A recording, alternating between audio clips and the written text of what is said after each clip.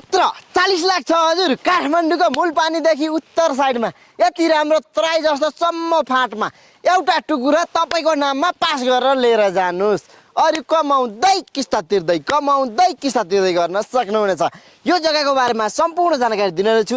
यो भिडियो अन्तिमसम्म हेरेर साथ दिनु होला। यो प्लोटिङकै जग्गा रहेको छ। 3 दिनको लागि अफर राख्नु भएको छ है। ल आउनुस् जग्गा हेरौँ। बिक्रीमा रहेको जग्गा यही नै हो। तपाईलाई जस्ताको जस्तै जानकारी दिँदैछु। यहाँ अगाडिसम्म रहेको छ। अगाडिदेखि टक्क यताबाट यो वरिपरिको दृश्य हेर्न सक्नुहुन्छ है। चारैतिरको तराई जस्तो सम्म फाँट खेतमा गरिएको प्लोटिङको जग्गा रहेको छ।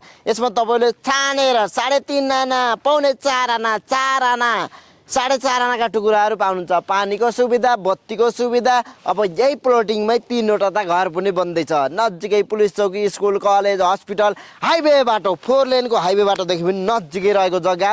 काठमाडौँको मूलपानीदेखि उत्तर साइडमा रहेको जग्गा। मूलपानीमा आनाको 35 चलेको छ भने यहाँनिर कम्पनी रेट भनेको जम्मा 26,50,000। त्यसमा पनि मिलाएर दिन्छु भनिसक्नु भएको छ। 3 दिनको लागि अफर राख्नु भएको छ। ठाउँको ठाउँ आनामा 1-2 लाख डिस्काउन्ट तपाईले पाइ नै हाल्नुहुन्छ। एकदमै मिलाएर दिँदै हुनुहुन्छ।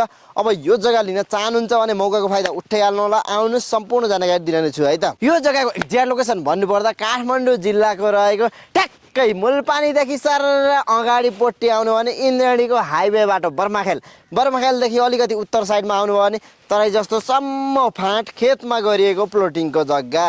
तपाईले 3 आना, 3.5 आना, 4 आना, 4.5 आनाका टुकुराहरू पाउनुहुन्छ। बाटो फ्राकिलो, बत्तीको पोल, खानेपानीको सुविधा पाइ नै हाल्नुहुन्छ।